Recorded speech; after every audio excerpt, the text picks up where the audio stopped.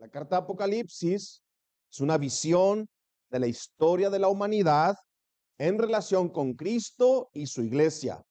El mundo gira alrededor de lo que Dios está haciendo en su iglesia. ¿Recuerdan ustedes que las noticias en el año 30 del primer siglo no era lo que estaba pasando en Jerusalén con un carpintero crucificado? Las noticias en Roma eran las conquistas del imperio, el ejército dominando, la paz romana avanzando por el mundo entero. Sin embargo, en el cielo la noticia más grande era el hijo varón, el Mesías prometido, la simiente de la mujer, allá en la cruz del Calvario. La Iglesia Universal de todos los tiempos es presentada como una institución visible, la cual los creyentes, uno por uno, son añadidos por el Espíritu Santo a través del nuevo nacimiento. La iglesia de Cristo sigue avanzando porque Cristo es su cabeza. Él la sostiene, Él la gobierna. El Cordero, al tomar el libro y los rollos y abrir los sellos, se da como a sí mismo o se presenta como aquel que tiene el derecho de gobernar el mundo entero, un reino para su Padre y para la gloria de Dios. Por esa razón, el, el coro celestial se une al coro de la iglesia alabando al Señor por tan grande obra. Entonces, el capítulo 11 termina con el relato del tercer ay y la séptima trompeta. Pero vemos nosotros el juicio final, la salvación eterna de los redimidos, y en el capítulo 12 empezamos otra vez. El capítulo 12 es una muestra que Apocalipsis no se lee cronológicamente, sino que son 7 ciclos. Terminamos en el 11 con el juicio final y en el 12 comenzamos con el nacimiento de Cristo otra vez. Y así tenemos otra vez este ciclo de 7 que termina con el regreso de Cristo en el capítulo 15 y la redención de la iglesia. El capítulo 11 terminamos la visión de las trompetas. El capítulo 12 comenzamos con el nacimiento de nuestro Señor Jesucristo. Una visión magnificada de la revelación de Jesucristo. Gloriosa carta y ciertamente cuán bienaventurados somos aquí en esta iglesia de leerla en voz alta, de escuchar la voz de nuestro Padre amoroso, asegurándonos una y otra vez que el mundo y su príncipe han sido vencidos por Cristo. Cuán bienaventurados somos si guardamos estas cosas en nuestros corazones. Cuán bienaventurados somos si escuchas la voz, asegurando que Él está en control de toda la historia. Cuán bienaventurados son sus hijos de entender que su Dios reina. Ha reinado desde el principio, reinará hasta el final del siglo. Y aún allí en la cruz del Calvario, Él seguía siendo o estando en absoluto control de la historia. Cuánta misericordia anuncian sus juicios. Con cuánta misericordia en la cruz del Calvario Él clama, perdónalos, Padre, porque no saben lo que hacen.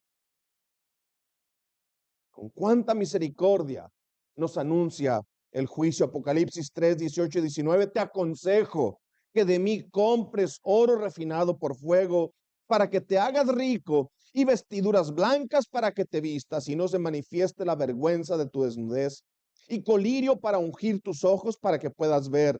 Yo reprendo y disciplino a todos los que amo. Sé pues celoso y arrepiéntete. Con cuánta sabiduría, con cuánto poder ha rescatado a su pueblo. Este pueblo que ahora lo alaba y cantan un cántico nuevo diciendo: digno eres de tomar el libro y de abrir sus sellos, porque tú fuiste inmolado y con tu sangre compraste para Dios a gente de toda tribu, lengua, pueblo y nación, y los has hecho un reino y sacerdotes para nuestro Dios, y reinarán en la tierra.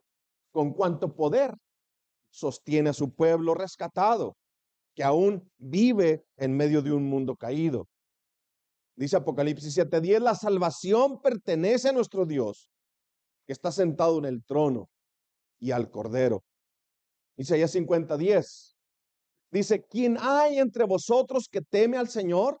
¿Quién de nosotros hay que teme al Señor y oye la voz de su siervo? El que anda en tinieblas y carece de luz, confíe en el nombre del Señor y apóyese en su Dios.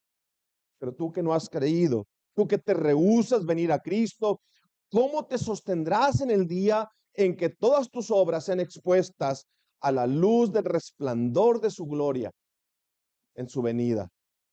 ¿Cómo te justificarás de tus obras impías, de tus pensamientos impuros, de tus pecados secretos? ¿Cómo los esconderás? ¿En dónde o en quién te apoyarás?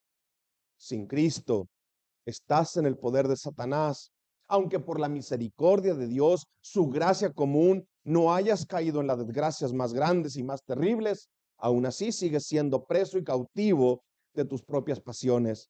Ellas te gobiernan y el enemigo aprovecha esa debilidad para tentarte. Hay una correspondencia entre mi debilidad y mi pecado con lo que Satanás me ofrece. Esta guerra espiritual sigue siendo real para cada uno de sus hijos. Y así con esto en mente, vamos a la porción de la escritura. En este nuevo ciclo, comienza de nuevo con la humillación de Cristo en su venida, su nacimiento, y termina con el regreso de Cristo en gloria. Abarca del 12 al 15. Y aunque no está marcado así perfectamente como los sellos y las trompetas, podemos decir que hay 7 señales. Leamos pues nuestra porción de la escritura. Apocalipsis 12. Vemos entonces del versículo 1 al 6, Satanás es confrontado. Dice el versículo 1 al 6, Apocalipsis 12. Apareció en el cielo una gran señal, una mujer vestida de sol, con la luna debajo de sus pies, y sobre su cabeza una corona de 2 estrellas. Y estando encinta, clamaba con dolores de parto, en la angustia del alumbramiento. También apareció otra señal en el cielo. Aquí un dragón escarlata que tenía 7 cabezas y 10 cuernos, y en sus cabezas 7 diademas. Y su cola arrastraba la tercera parte de las estrellas del cielo, y las arrojó sobre la tierra. Y el dragón se paró frente a la mujer que estaba para dar a luz, a fin de devorar a su hijo tan pronto como naciese. Y ella dio a luz un hijo varón, que regirá con vara de hierro a todas las naciones. Y su hijo fue arrebatado para Dios y para su trono. El Señor confronta a Satanás, no se quedó pasivo al ver el ataque del enemigo. Veamos entonces a Satanás expulsado del versículo 7 al versículo 11. Después hubo una gran batalla en el cielo. Miguel y sus ángeles luchaban contra el dragón, y luchaban el dragón y sus ángeles, pero no prevalecieron, ni se halló ya lugar para ellos en el cielo. Y fue lanzado fuera el gran dragón, la serpiente antigua, que se llama Diablo y Satanás, el cual engaña al mundo entero. Fue arrojado a la tierra, y sus ángeles fueron arrojados con él.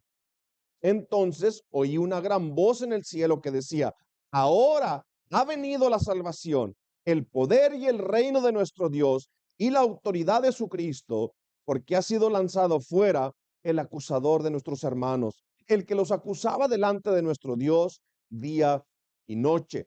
Y ellos le han vencido por medio de la sangre del Cordero y de la palabra del testimonio de ellos, y menospreciaron sus vidas hasta la muerte. Veamos a Satanás enfurecido, del versículo 12 al 17.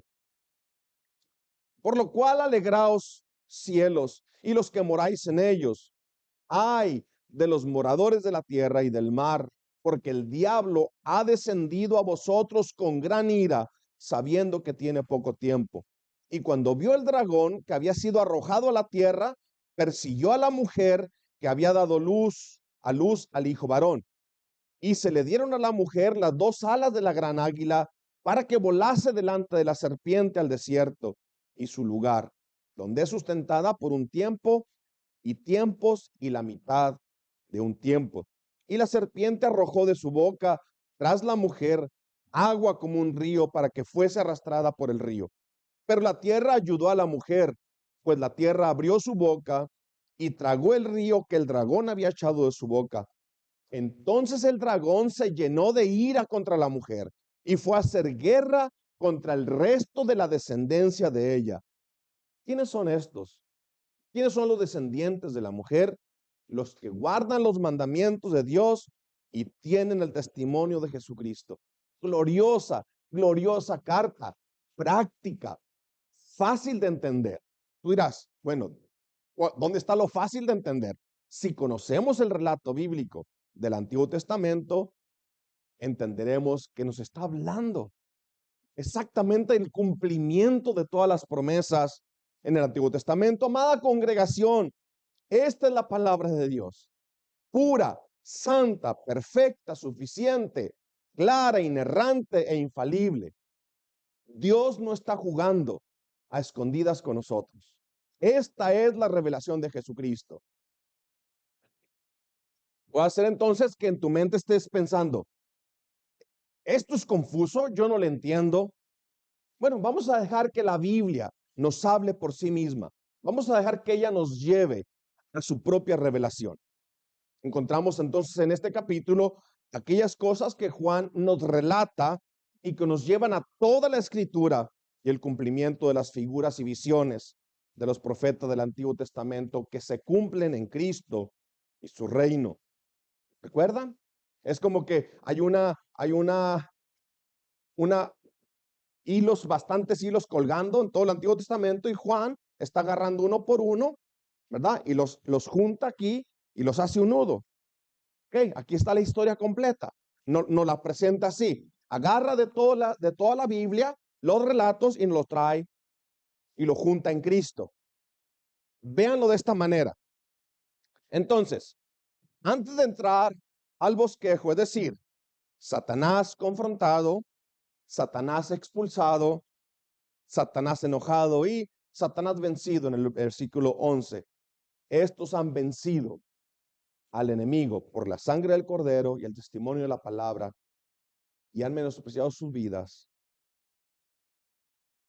Veamos entonces quién es esta mujer, quién es el dragón y más importante que nada, quién es el niño varón. Bueno, la Iglesia Católica dice y asegura y todas las pinturas aseguran que esta es María, la Virgen. La mujer es descrita como vestida de sol, con la luna debajo de sus pies y sobre su cabeza una corona de 2 estrellas. Y está embarazada, ¿cierto? ¿Qué historia del Antiguo Testamento viene a sus mentes cuando habla de sol, luna y 2 estrellas? Bueno, bien contestado. Es José y sus sueños. ¿Se recuerdan en Génesis 37? José el soñador. En los versículos 9 y 11, él dice que tuvo un sueño y se lo contó a sus hermanos. Y les dice, he aquí, he tenido aún otro sueño. Y aquí el sol, la luna y 11 estrellas se inclinaban a mí. Y él lo contó a su padre y a sus hermanos. Y su padre le reprendió y le dijo, ¿qué es este sueño que has tenido? ¿Acaso yo, tu madre y tus hermanos vendremos a inclinarnos hasta el suelo ante ti? Y sus hermanos le tenían envidia. Pero su padre, es decir, Jacobo, reflexionaba sobre lo que José le había dicho.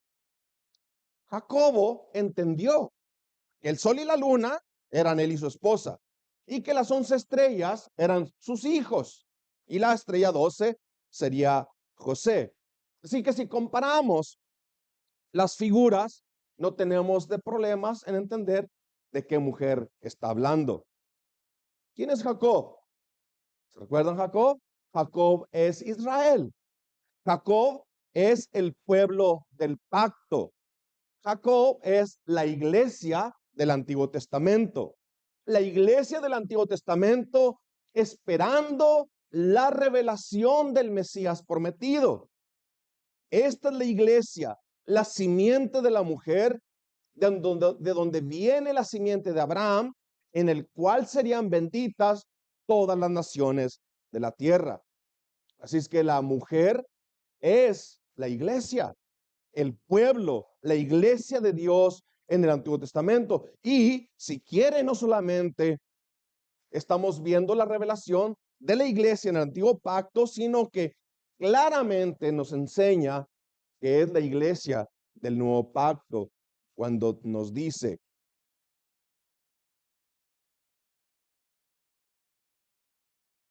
ella dio a luz un hijo varón en el versículo 5, que regirá con vara de hierro a todas las naciones, y su hijo fue arrebatado para Dios y para su trono.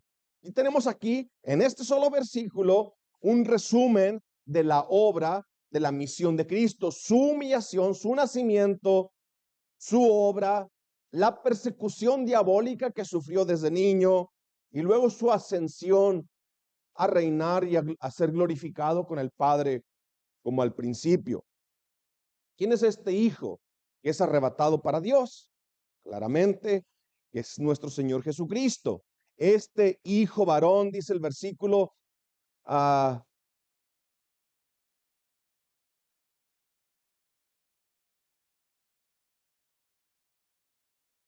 5, regirá con vara de hierro a todas las naciones. ¿Se recuerdan a dónde nos lleva? Claro, al Salmo 2. Entonces, tenemos la mujer, la iglesia, tenemos al hijo, el hijo varón, que es Jesucristo. Ahora, ¿quién es el dragón? Bueno, igual, mismo capítulo nos lo enseña. El versículo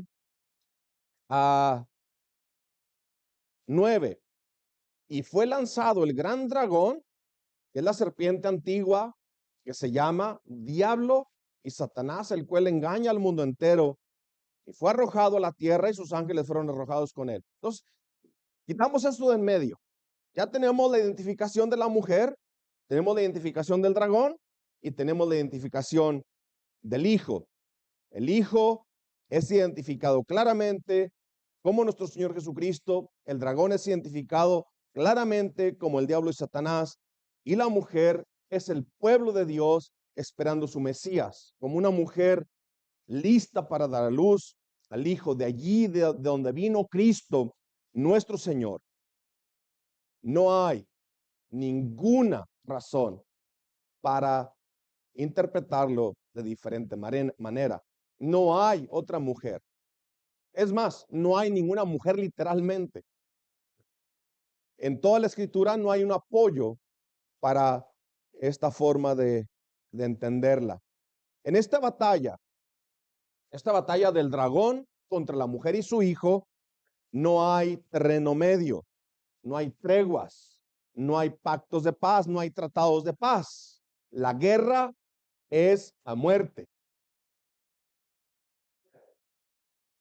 O mueres en Cristo, o sufrirás la pena de la segunda muerte, que es la eternidad en un lugar de castigo, enfrentando la justicia de Dios constantemente. Llegamos entonces a la mitad de la carta. Para mis maestros, esto cambia completamente la línea de narración. Ellos dicen que ahora de aquí en adelante no solamente vamos a ver la lucha externa, o sea, la persecución física del mundo y de Satanás contra la iglesia, sino que nos mostrará que esta guerra, por así decirlo, es la guerra del cielo en la tierra. Veamos entonces la primera parte. Satanás es confrontado. La descripción que hace el apóstol del dragón, de acuerdo a la visión, no nos deja más que pensar que es un gran enemigo. Él dice Estando encinta, clamaba con dolores de parto, en la angustia del alumbramiento. El 3, también apareció otra señal en el cielo. He aquí un gran dragón, escarlata, rojo, que tenía 7 cabezas y 10 cuernos, y en sus cabezas 7 diademas. Ahora, ¿cómo interpretamos esto? ¿Cómo estamos interpretando Apocalipsis? ¿Se recuerdan? Con figuras. Lo que está tratando de grabar en nuestra mente es lo horrible, lo poderoso que es este enemigo, para que no te queden dudas de que tú no puedes confrontarlo, tú no puedes enfrentarlo. No hay fuerzas en ti para librar esta batalla. Estás débil, eres insignificante frente al poder de Satanás. ¿Cuáles errores podemos cometer aquí? 1, darle poder como el poder de Dios. Y otro, despreciarlo como si no fuera nada. El mundo hace chistes del diablo. Nunca, jamás podría alguien ser tan tonto como para reírse del diablo. El mundo ignora que está siendo destruido porque Satanás usa el pecado que hay en el corazón del hombre y los tienta, los conduce a destruirse a sí mismos. Es un gran dragón escarlata. La figura trata de impresionarnos. Es 7 cabezas, 10 cuernos y sus cabezas 7 diademas. Es un enemigo poderoso. No es un monstruo que va a salir del mar, como lo quisieran presentar en las películas. ¿Quién es este dragón? La Biblia nos dice que es el diablo, es la serpiente antigua, es el mismo que engañó a Eva.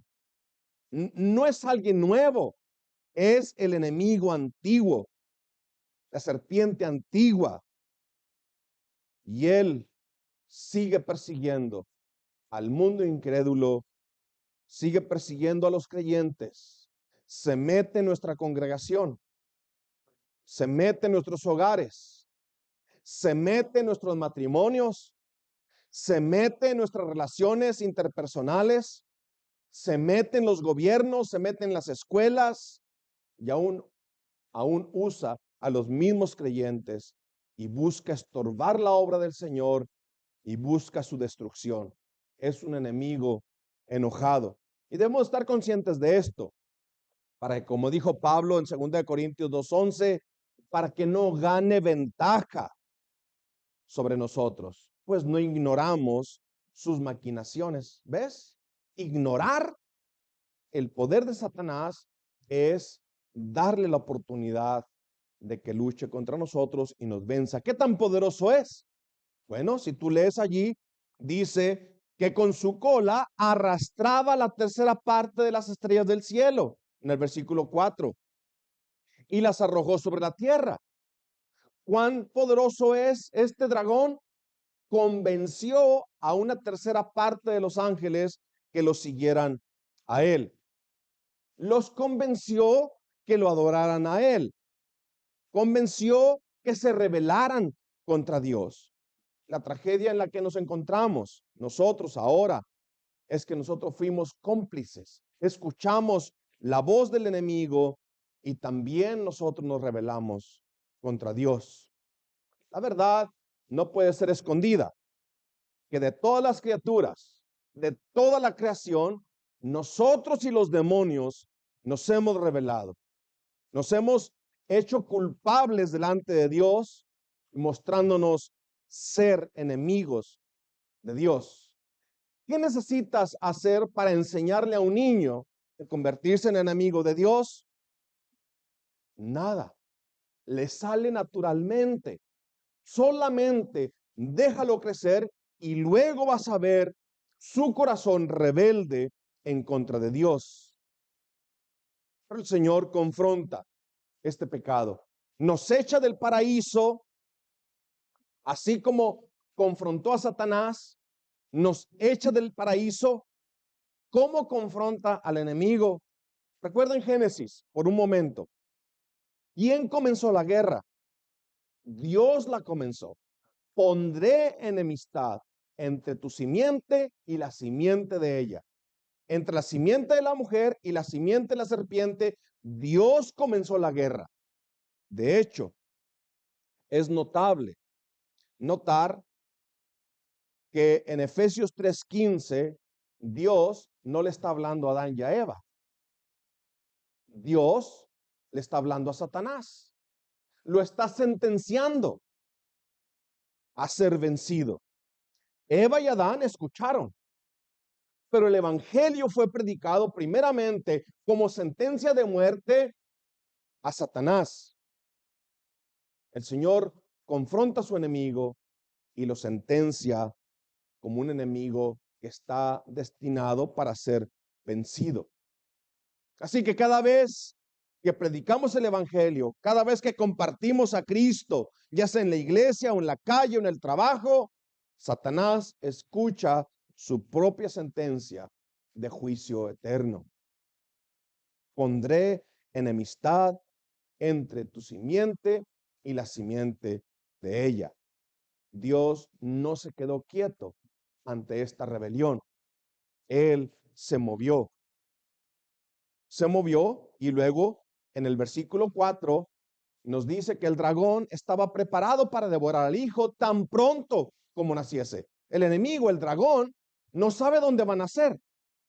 El dragón no sabe de dónde viene. Entonces, de allí para adelante, siempre va a tratar de devorar al Mesías prometido cuando tan pronto como naciese.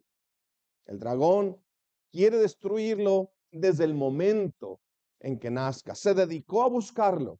Y lo vemos en la escritura. Tú lo vas a ver allá entre Caín y Abel. Lo vas a ver entre Esaú y Jacob, entre Ismael e Isaac. Lo vas a ver entre Egipto, Israel. Egipto matando a los niños varones. Lo vas a ver en Herodes. Lo vas a ver en Balaam corrompiendo los matrimonios para que se corrompa la simiente de la mujer. Lo vas a ver en Acán pasando sus hijos por el fuego, pero el enemigo no pudo vencer Cristo. La mujer dio a luz un hijo varón que regirá con vara de hierro a todas las naciones, y su hijo, este varón, fue arrebatado para Dios y para su trono en el versículo 5. Satanás falló, no pudo devorar al hijo. Cuando estaba incitando a los judíos para que crucificaran a Cristo, pensó haberlo vencido y falló, porque la cruz del Calvario fue como la simiente de la mujer aplastó la cabeza de la simiente de la serpiente. La justicia de Dios, que había sido traspasada por los hijos de Adán y que los puso en enemistad contra él, fue satisfecha en Cristo. Ahora los hijos de Adán podían encontrar libertad. El enemigo falló cuando Cristo fue a la cruz y clamó: Padre, perdónalos porque no saben lo que hacen. Allí en la cruz del Calvario, colgando en la cruz, declara que el enemigo es vencido y declara y anuncia perdón. En la cruz del Calvario, Cristo anunciándole a los hijos de Adán que en él hay salvación. La maravilla del evangelio es esta, que para nosotros Dios sí proveyó un Salvador, no para los demonios, no para los ángeles caídos. Ellos están destinados al castigo eterno. Y ahora esta iglesia es perseguida y Dios la sustenta y la protege hasta el final. El dragón es confrontado para ser derrotado. En Génesis 3:15 se sella su sentencia de muerte. Pondré enemistad entre tu simiente y la simiente de ella. Tú le herirás en el calcañar, ella te aplastará la cabeza. Satanás es echado fuera junto con nuestros padres. El paraíso es un sello de rebelión, es un signo de rebelión. Veamos entonces nuestro segundo punto. Satanás es expulsado del versículo 7 al 12. Lea conmigo. Después hubo una gran batalla en el cielo. Miguel y sus ángeles luchaban contra el dragón, y luchaba el dragón y sus ángeles, pero no prevalecieron, ni se halló ya lugar para ellos en el cielo.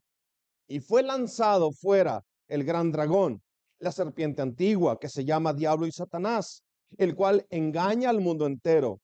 Fue arrojado a la tierra, y sus ángeles fueron arrojados con él.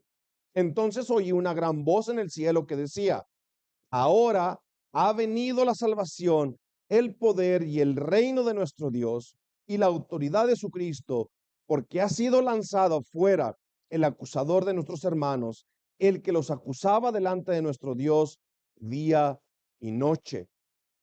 Y ellos le han vencido por medio de la sangre del Cordero y de la palabra del testimonio de ellos, y menospreciaron sus vidas hasta la muerte. Por lo cual, alegraos, cielos, y los que moráis en ellos.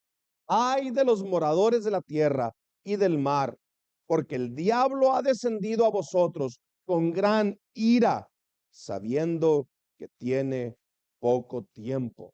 El enemigo es expulsado. La derrota de Satanás y la cruz de Cristo así lo declaran.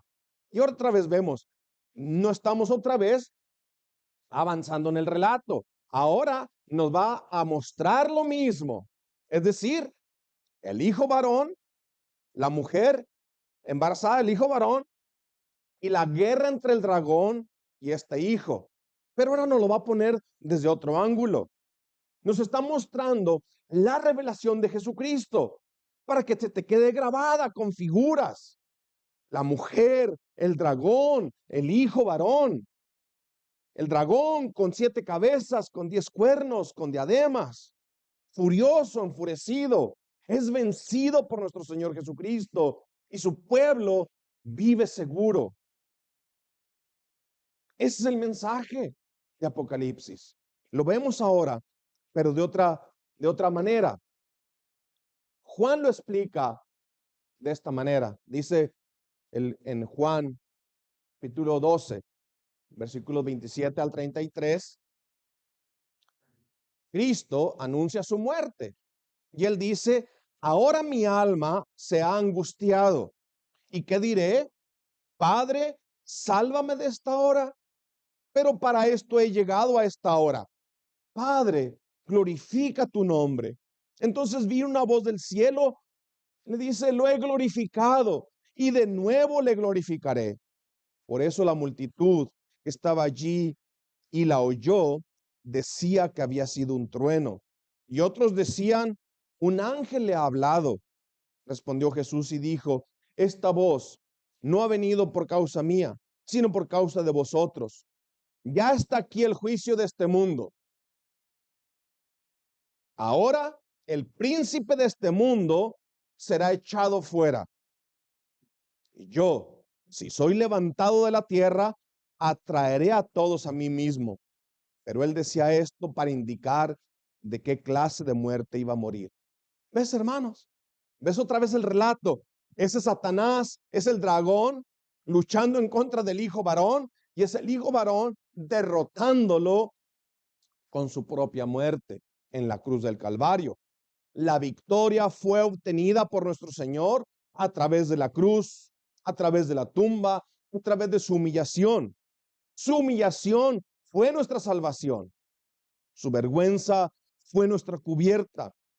El enemigo no puede acusarnos. La justicia de Dios fue completamente satisfecha en el castigo que sufrió nuestro Señor Jesucristo. Después hubo una gran batalla. Miguel y sus ángeles luchaban contra el dragón, y luchaban el dragón y sus ángeles, pero no prevalecieron, dice el versículo 8 del capítulo 12, ni se halló ya lugar para ellos en el cielo.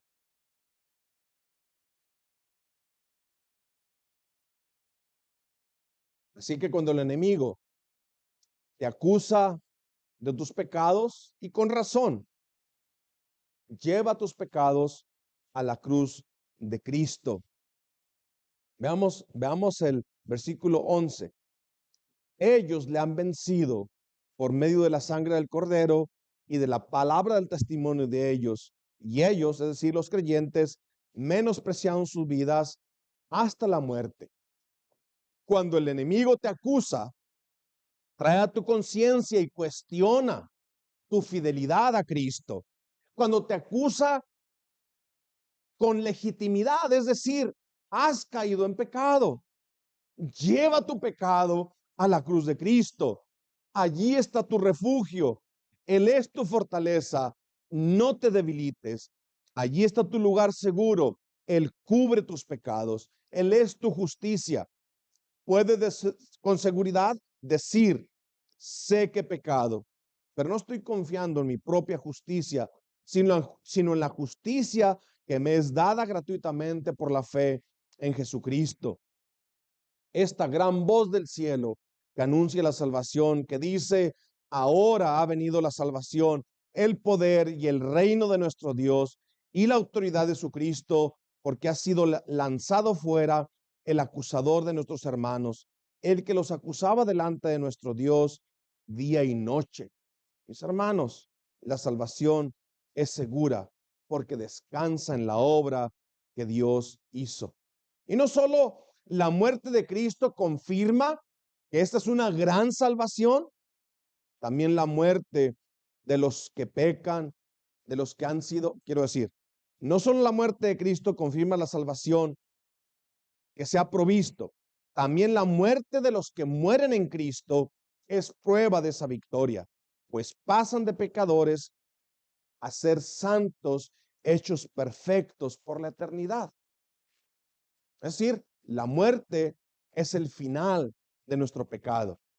Por fin entonces somos trasladados de un cuerpo corrupto a un cuerpo incorruptible.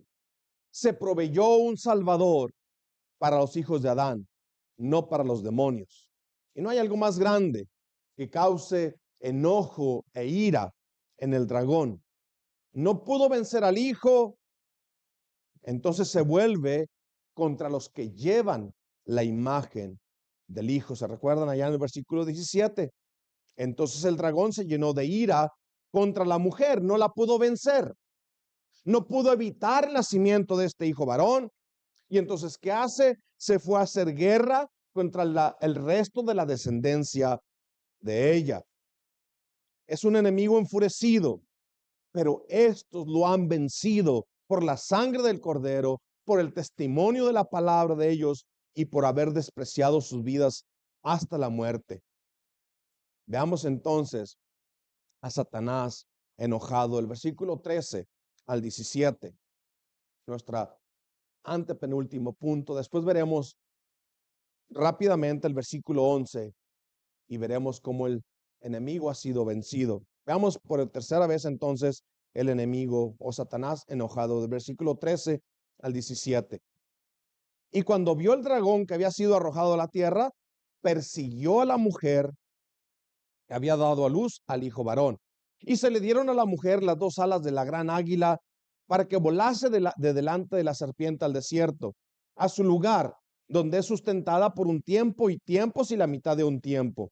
Y la serpiente arrojó de su boca tras la mujer agua como un río para que fuese arrastrada por el río. Pero la tierra ayudó a la mujer, pues la tierra abrió su boca y tragó el río que el dragón había echado de su boca. Entonces el dragón se llenó de ira contra la mujer y fue a hacer guerra contra el resto de la descendencia de ella y los que guardan los mandamientos de Dios y tienen el testimonio de Jesucristo. Otra vez encontramos el tiempo en Apocalipsis. Ahora esos tiempos en el que la mujer es guardada del poder de Satanás implica o es el tiempo desde que Cristo vino hasta que Cristo regresa. La iglesia no puede ser vencida. Él la va a sostener, el enemigo la va a perseguir, él la va a sostener. La misma creación se une en este cuidado que Dios tiene por su iglesia. Satanás odia a los hijos de Dios. Satanás odia a los cristianos porque ve en cada uno de ellos su propia derrota. Los que guardan los mandamientos de Dios y tienen el testimonio de Jesucristo, estos son la descendencia de la mujer. Y al no vencer al hijo varón, Satanás ahora se vuelve contra esta descendencia. Vea entonces usted el rescate o cómo es que estos se pueden sostener frente a un enemigo tan poderoso. Dice Hebreos 2, 14 al 16. Así que por cuanto los hijos participan de carne y sangre, él igualmente participó también de lo mismo. Es decir, Cristo se hace carne, se hace como yo, se hace como nosotros, un hombre, para anular mediante la muerte, es decir, allí en la carne donde está el pecado, allí condenó al pecado. Cristo se hizo carne para anular mediante la muerte el poder de aquel que tenía el poder de la muerte, es decir, el diablo, y librar a los que por el temor a la muerte estaban sujetos a esclavitud durante toda la vida, porque ciertamente no ayuda a los ángeles, sino que ayuda a la descendencia de Abraham. Y si ustedes están en Cristo, realmente descendencia de Abraham son. Pero fue mediante la muerte de Cristo que fuimos librados del poder de Satanás.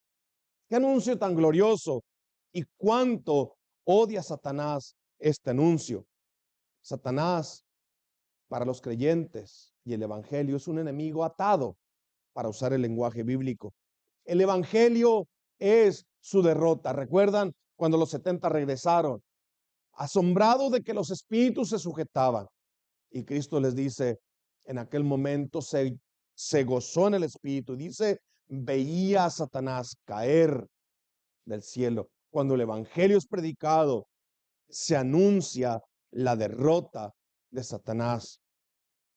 Tú que has venido a Cristo y que has encontrado la salvación, conoces la agonía de esta batalla. Entiendes perfectamente que el evangelio no solo es la derrota del enemigo de tu alma, sino también tu refugio, donde vas herido por el pecado para ser restaurado y sanado una y otra vez. El evangelio es la derrota del enemigo y es el refugio de nuestra alma. Es el cristiano que conoce el poder de Satanás para tentarlo, pero es el cristiano el que conoce el poder de la cruz para guardarlo. El mundo no sabe a dónde ir, cae en presas de este poder. El creyente no solamente entiende el dolor del pecado, pero entiende la gloriosa, la maravillosa misericordia de Dios en el evangelio. Juan dice, de su plenitud tomamos todos gracia y sobre gracia y sobre gracia. Uno de los puritanos lo explicó así: la guerra del diablo es mejor que la paz del diablo. Si estás en guerra, si la guerra del dragón contra la mujer y el hijo varón es tu guerra, gloriosa guerra. Terrible, horroroso es estar en paz con Satanás. La guerra del diablo es mejor que la paz del diablo. Es decir, si no conoces la enemistad del diablo y del mundo, entonces eres contado entre los enemigos de Dios. ¿Eres atacado por el diablo? Gloria a Dios. ¿Ves cómo quiere que regreses a tu vida antigua y lucha y te tienta? Gloria a Dios por esa guerra.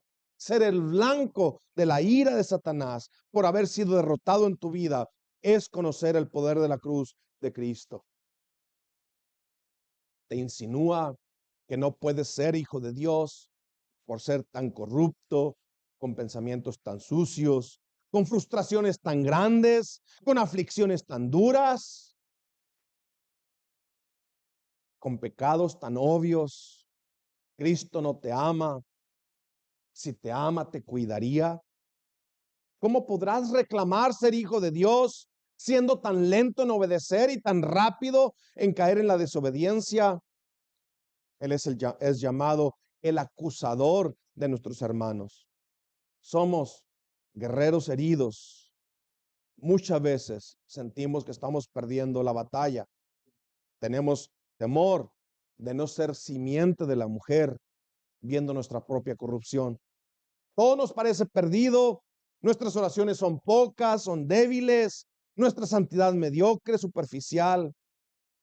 Apenas podemos con el pecado externo, mientras que dentro de nosotros sentimos que somos cautivos de nuestras propias pasiones. Piensa por un momento en David, el rey David.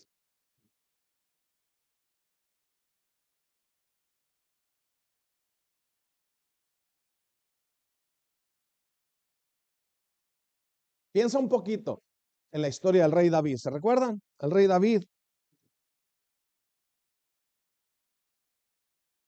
como niño, era pastor y allá cuidaba sus ovejas y vencía a los animales salvajes. Como joven, ¿se recuerdan? A David, fuerte, seguro, fue y venció a Goliat cuando el ejército tenía miedo. Como hombre de guerra, sometió a los enemigos del pueblo de Dios. ¿Se recuerdan? Como rey, establece un reino poderoso. ¿Se recuerdan? ¿Qué pasó con David? Una tarde, solo una tarde, y una mujer desnuda fue todo lo que necesitó para ser derrotado.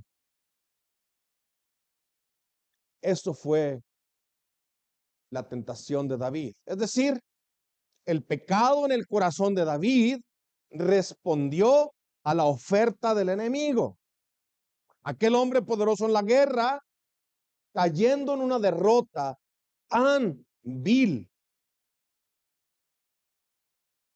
¿Qué sería de nosotros entonces si Dios no hubiera provisto para nuestras derrotas?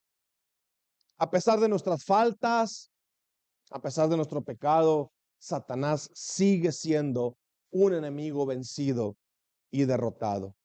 Veamos entonces este enemigo vencido y terminamos así en el versículo 11. Lea conmigo. Ellos, ¿quiénes?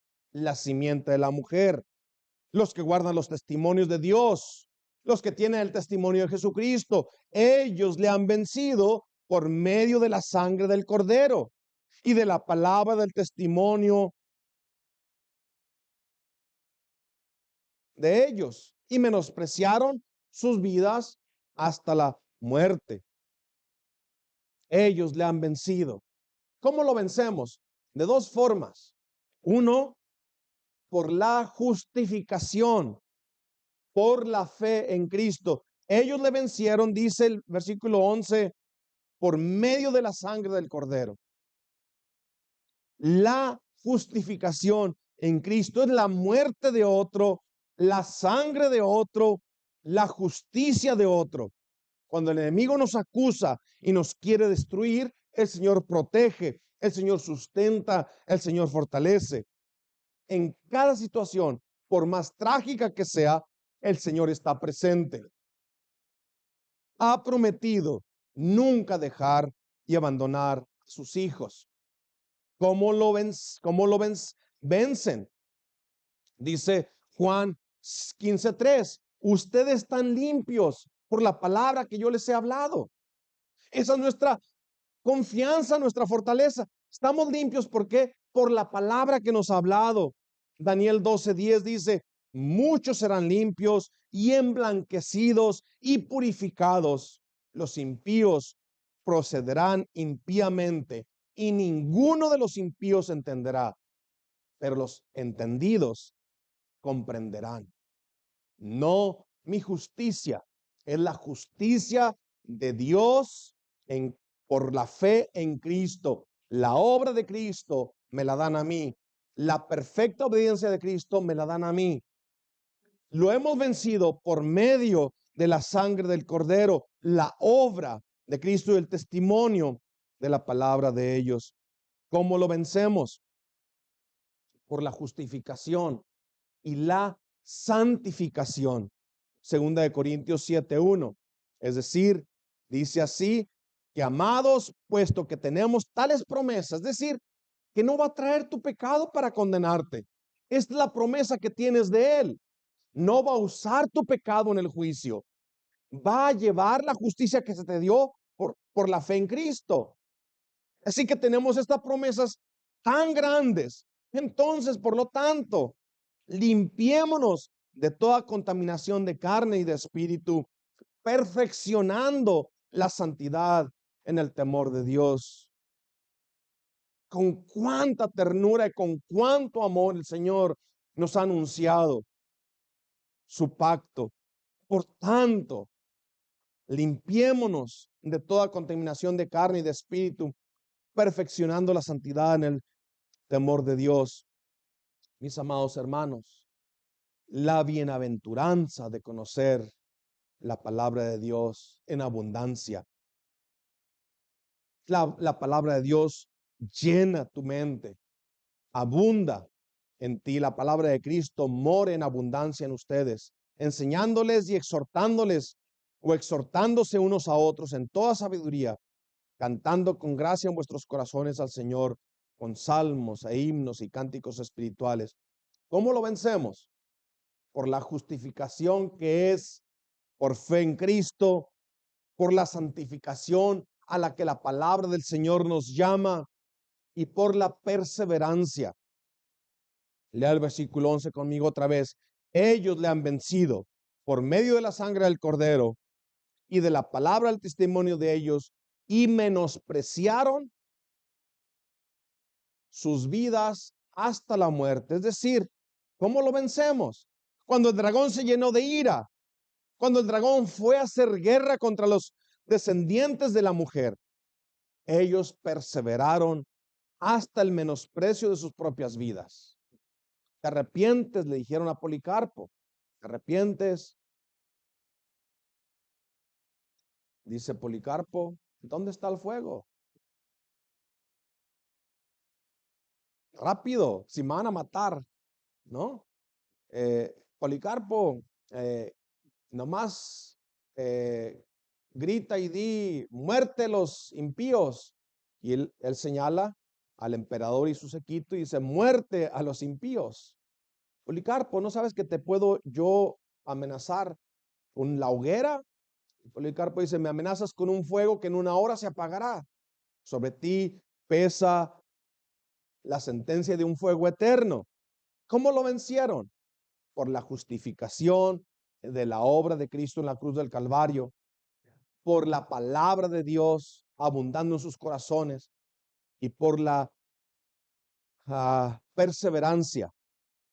El que persevera hasta el fin será salvo. Efesios 6:11 nos llama a tomar toda la armadura de Dios para estar firmes contra las acechanzas del diablo. Usamos las armas que Dios nos ha provisto. ¿Cómo podrás sostenerte frente a un enemigo tan terrible y tan poderoso? Pero déjame hacerte una última pregunta. ¿Cómo podrás rechazar a un Salvador tan glorioso, tan misericordioso y tan amoroso que hoy en esta mañana, una vez más, te ha hablado y te ha llamado a venir a Él y encontrar perdón y vida eterna? ¿Lo rechazarás una vez más?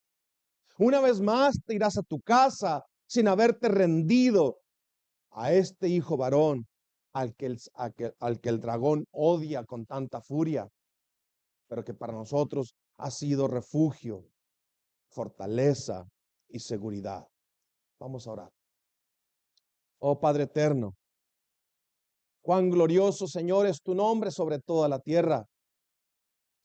Cuánta gloria, Padre eterno, nos has mostrado en tu Hijo Jesucristo.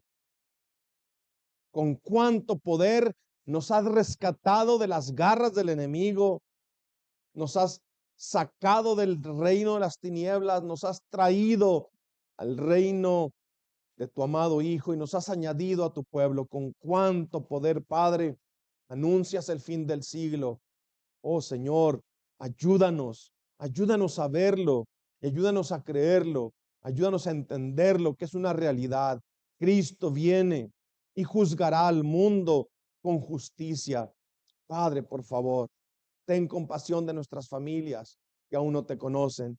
Ten compasión de nosotros, Señor, que podamos caminar en este siglo sobria y piadosamente. Ayúdanos, pues, con el poder de tu fortaleza para enfrentar al enemigo que ha sido vencido y anunciar al mundo libertad completa, total en Cristo. Gracias, Padre, por tu palabra. Te agradecemos en esta hora, en su nombre. Amén.